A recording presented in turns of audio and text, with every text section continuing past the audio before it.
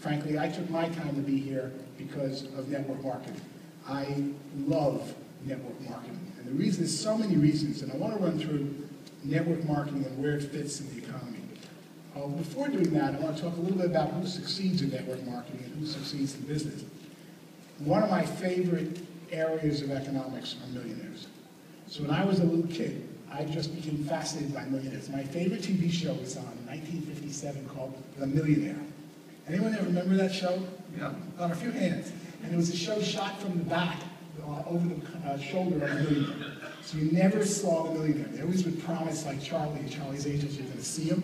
But the camera was him looking at the world, and he would give $1 million away in each show and watch what happened. And so each show we tuned in, I said, I'm going to see a millionaire, Dad. They never showed you the millionaire. Then I had a favorite comic strip, Little Orphan Annie. And in there was Daddy Warbucks, the millionaire. I shaved my head in an early age. It didn't work. I was a millionaire.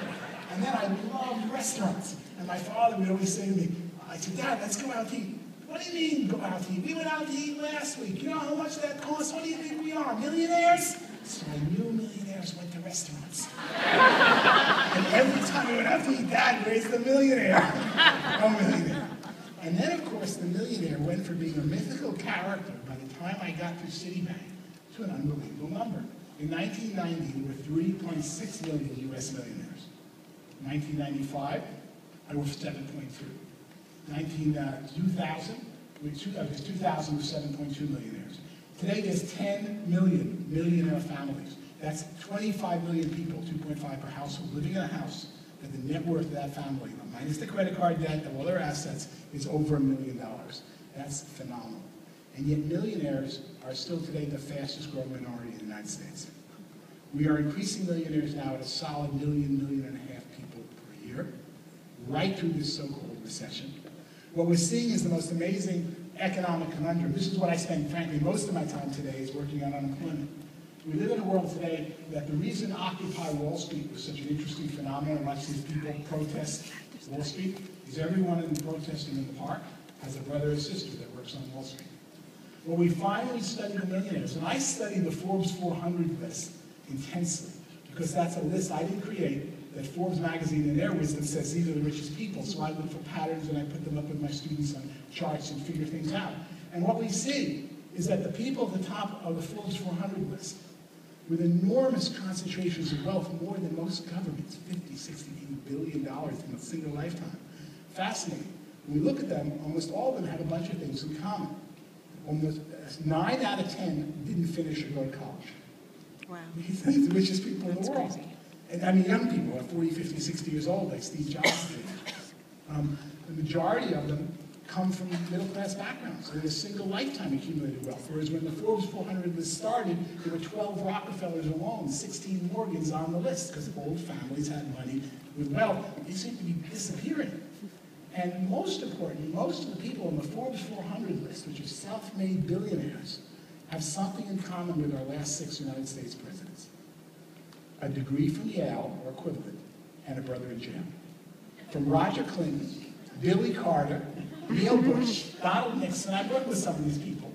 My job at different times was keep this underneath, away from the press, whatever they were doing lately. And what we see is that the same parents raised someone.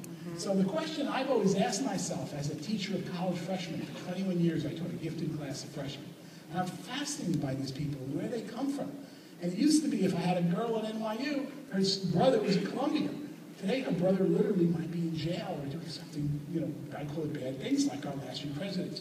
And what I see is the age-old question is it nature or is it nurture? Is it your genes that make you successful, or is it your environment? Prior to 1900, we thought it was all genes. Firstborn male has special genes. We gave him title to everything. Guess what? He stayed rich. Proved the theory. 20th century was about environment. It's all your environment. It's not your genes. It's poor kid is a bad person. We should be electrocuted for killing 8 people. It's his environment. We should have sympathy for him. Or he's not really successful and done well. He had all those advantages. Environment. Today, I'm finally there to say it's not nature and it's not nurture. It's neither. And what is neither? You guys. It's motivation. In calculus, we talk about success, f of x, is a function of 10% is your genes. I'm not here to tell you that your genes and your intelligence don't matter. 10% of the function of success is your environment. 80% is the choices you make and the motivation. And I can prove that with any successful person by looking at their siblings. And what we see is that in a world where there's so much opportunity, and we live in a world where, look at our president, where he comes from, that anybody can grow up to anything. The decisions you make, your motivation. And for some people, it's they survived a car crash, they had some major epiphany. You can be just waking up and going, all right, I'm fed up. I'm going to do something about my life. Starting with my weight and health, starting with my business, starting with bringing the weight and health I've discovered that works for me to other people. But I'm going to make a choice. I'm not going to let things happen to me. I'm going to proactively make that choice. And that is so clearly, when you study successful people, the dominant factor. So it's not nature and nurture, it's neither. It's making a choice to do something with your life. And then whatever your genes are, whatever your environment, really don't matter. And you know that whenever you turn the person left or right and say, tell me your story, how you got from here to here, or sadly, went from here to here in life. It's the choices you make that determine almost everything today.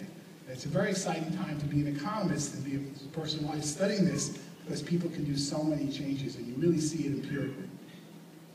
Now, the other items that make network marketing so exciting, now here I'm talking not to your whole company, but just to the network division of your company that I respect so much, is first, when I got out of school and I was doing real well, youngest graduate, top of my class at Wharton, I got hired by Citibank. People said, Paul's got this loud Brooklyn personality. Why is he going to a bank? It's the First National Citibank. I didn't join Citibank because I wanted to wear those suits and work with bankers. I joined them because they had the biggest computer in the world. It was called an IBM 370. And I was a programmer. And I could program this and do really cool tests and marketing and stuff. And in effect, the unit of technology of economic power in 1976 was a large organization with a big mainframe computer. Because you could use that mainframe to control data, customer data, and blow away any local bank or local competitor in anything. So people joined big companies because of the technology. Now, of course, what's changed? What's changed is the unit of technology has shifted from the large computer to the individual PC and the handheld PDA. So today, the biggest companies in the world today, the Vodafones, IBM, Apple, what do they make? They don't make a single product that can make a child smile when he's unhappy, feed you when you're hungry, clothe you when you're cold. What do they make? They make tools that make individuals so much more productive. And the focus of their tools is you. You're more important as an individual than the guy working at Citibank. In fact, you see that individual entrepreneurs, by and large, have much better computers and technology because they buy the latest one than the big company that still has an accounting system that says we haven't advertised this over 3 years. Even though I pay you so much, use the old computer. We've all been there. And so what we see is the unit of technology has shifted to the individual, which is so much stronger. The most fascinating thing I find, though, when people say, maybe you should join my business. You know, you should come into what I do here at Beachbody and you should join it. And you have a debate and they go, well, here are the benefits. I work for this big company and I work for the auto company and I work for the bank and they give me this and this, and you weigh it against going into business for yourself. And you're kidding them. Because you're playing along with them because you have to in the debate between being an entrepreneur and going to work for a large company. The real key is you have no choice. There are no jobs left with large companies because they're hiring people like me all the way down every day to eliminate those jobs. And underlying all this is a man who's 103 years old, who won the Nobel Prize for Economics in 1991, one of my mentors. Let me tell you a little bit about Ron Coase. In 1931, Ron Coase was 20 years old, and he had already graduated from London School of Economics, upper-class English person. And in 1931, he won an award from London School of Economics to study something new called entrepreneurship, Horatio algorithm. And he came to, as a coin maker, and he came to the United States saying, this is the land of Horatio Alger, of, more important, Henry Ford, of Alfred Sloan, of General Electric, Thomas Edison. I'm coming to America where anyone, unlike England, can be anything. I want to know what makes these entrepreneurs work. And when Ron Coase gets here, he was very upset. He says, here I am in America, there's this new depression that just started with the crash on Wall Street, and everyone I meet wants to work for Thomas Edison. They want to work for Henry Ford. They want to work for Alfred Sloan, General Motors. Why? Why don't they want to be him. Don't they realize he's just like them? They be Andrew Carnegie, they want to work for Andrew Carnegie. And as he studies this, he writes a paper, he's 20 years old, called The Nature of the Firm. The paper wins the Nobel Prize for Economics 61 years later. And the paper, The Nature of the Firm, says this. It says, the ultimate efficiency is everybody working for themselves, instead of some big organization, the nature of the firm. But the problem is transaction costs of finding the employee and telling him what to do exceed the work output. In other words, you want a letter type, to use an example. You could walk out on Wall Street and say, hello, who can type the letter, $5. But by the time you find the person who got to type, brought her in, sat her at the computer, and tell her the way you like to format the letter. You see the problem. There'd be no way to communicate. There'd be 10 times the work of the letter. Instead, hey, why don't you just sit here all day, even though I only need you an hour a day, work here 8 hours because you're all trained, and every time I have a letter, you'll get it out. And based on his paper, The Nature of the Firm, Henry Ford built the River Rouge plant, which was 12 miles long. In came coal, out came finished cars. Why under one roof, a 12-mile plant? Because they could see when the steel didn't fit on the bumper, you could jog up the mile and tell the plant to fix it. There was no communication technology. There was no way to tell a plant to make the parts smaller. You see why they all had to be under one room? That's why big companies exist. Well, I've been spending my work as an economist, particularly working with governments around the world lately, on Ron Coase's work. I wrote a lot of the original papers on Ron Coase. And when I study Ron Coase's work, why the firm exists, the nature of the firm, guess what you come to the conclusion? It shouldn't exist at all. Every large company is permanently dismantling itself into smaller and more efficient entrepreneurs doing their specific piece.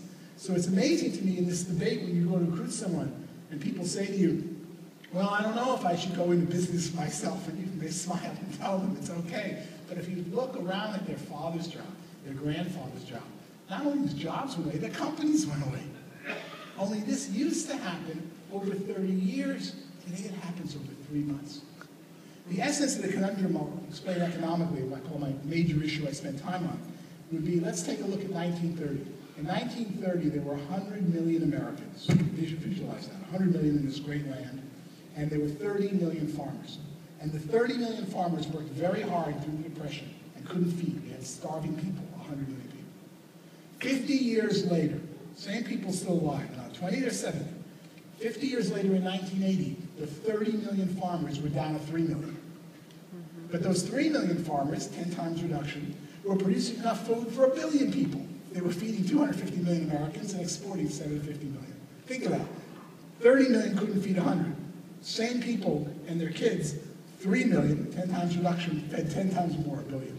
It's amazing numbers. So what happened to the 27 million farmers, if you're asking the question of the 30 million? Well, some of them retired, couldn't make a living farming. Some got rich, sold out to shopping center developers, built suburbs. But more important, their kids got into technological businesses like making carburetors for cars. Wow. Making fuel injectors, making vinyl records. You could bring music into the house with a vinyl record, which was really cool technology in the 1930s. And of course, what happened? The vinyl record business disappeared in 1 year when digital CDs came out. And you think anyone who worked in a vinyl record plant knew anything about making an audio CD or a CD-ROM? Or how about guys who make carburetors, mechanical carburetors? All of a sudden, the whole electronic fuel injection business went to Japan, where they learned how to double the fuel economy of every car by replacing a $300 carburetor with a $25 fuel injector. And the history of our world is rapid, rapid, rapid technological change. But here's the conundrum we have right now. The major problem facing societies at the big level, this is like not the president has time to worry about this, but the long-term planners at Brookings and the other institutions are very worried. We live in a country today that 50% of those people who would take a job, if the job was offered, would like work. Romney said it very accurately, although it was very painful. And it's not necessarily that they need to work, but they are not finding a job. Do you know, make a list. I always like to take the 24 little homes on my street in Brooklyn when I grew up, and I keep in touch with these people as my check group.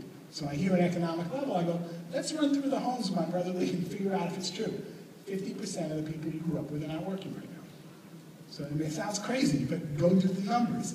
They're in between jobs, but they're always in between. Someone else is always in between. Apply a hard test to it. And what we see is that 75% of those people ready, willing, and able to work 30 years ago had a job. Today, 50% do. By 2020, 25%. Saudi Arabia is down 10% employment. They're a microcosm where we're going. this is not bad. Because when the farmers went from 30 million to 3 million, how much food we have left? 100 times the amount, 10 times the amount. I mean, 100 times more productive, wasn't bad. Our GDP, output per capita, is going up every year. That's the most painful thing you'll probably hear today. And yet, more and more people, tens of millions, are unemployed. That means those who have a job, you're with me following the numbers, are earning more and more. And this is the conundrum that doesn't hit the news because it's just too painful to talk about, because you don't get fired because the company necessarily went out of business, they got rid of you. And they got rid of you because your job and your skills didn't fit it like it did somewhere else. Whereas in the old days, with all a big cycle in the economy, we all lost our jobs and we all commiserate. So back to unemployment, the number one challenge of every society and government CEO and government leader I deal with is, what am I going to do? Social unrest, they'll storm the Bastille, literally and figuratively. They'll unelect me, they'll kill me, I need jobs. And what they can't realize is those jobs aren't there because we are eliminating jobs by keeping the output. Eliminating jobs with technology, by keeping the output of the old job with technology faster than ever. But as a society, it's great that half of us don't work. Let's have fulfilling lives. They're great spouses. My wife goes in and out of the workforce based on the needs of our 4 children. And so there's nothing that terrible about it. We need to embrace it and work on it. But the most important thing is retraining. Because today we learn a skill in school and we still have the stupidity, and I don't like to use that bad word once in a while like that, to ask a child, what do you want to be when you grow up? It's a recipe for disaster. There's nothing taught in school that he can do when he grows up. He won't be there anymore. They're making vinyl records. We want to develop core skills and a love of life and enjoyable things. You go to college, as my father said very well, when I went to the University of Pennsylvania, my mother said, my father would say, are my sons going to Wharton to learn how to make a living? And my mother would say, our son's going to the University of Pennsylvania to learn how to live. Education's for learning how to live, to be great people, to be best friends. That's what you learn in education. Secondarily, you improve your skills. Don't expect you're going to learn anything that's going to give you a job. But the biggest problem we have is, other than the people in this room, we have no system in the United States for retooling people. When you lose your job over 21, you are gone. There is no one out there hiring you, training you, teaching you new things. And so the reason I love network marketing so much is you take people who, frankly, God bless you, I would argue as a business person, you shouldn't work with this person. You're going to make a lot more money working with this person who's much more motivated, much more efficient. And I come from large organizations where these painful decisions are made. But God bless you, you either don't know enough that this person's been a loser at the last 3 things they did, or you just like them because they're your cousin and your uncle called up and said, you have to hire her.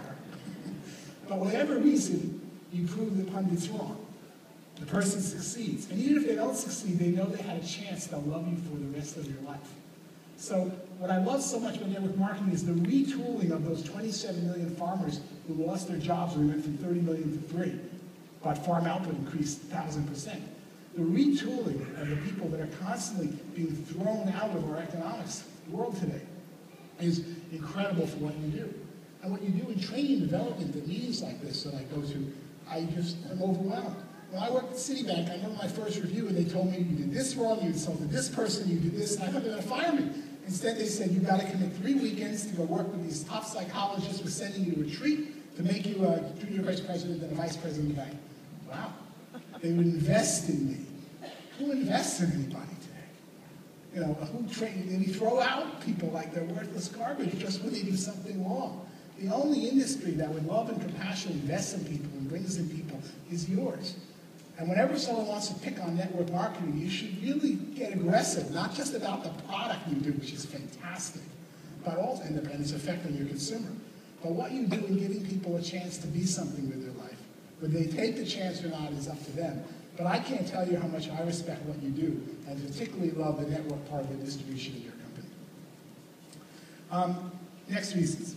Other reasons I love network marketing so much is lifestyle. When it comes to lifestyle, I can remember that there was an unhappy year in my life that, although it looked like I did a lot of things fast, I actually had a year off where I was between college and graduate school. And during that year, I worked with my father with my 2 brothers, and I was miserable. And one brother went off to law school, and I went off to work in business school, and yet to my father it was the happiest times of his life. He got to do what he does every day, deal with the people in business, and have his kids watch. And he was very proud of his ethics. And every night when we had dinner, he would have a story, see how this happened. It's pretty boring hanging with family, just by sitting there with them.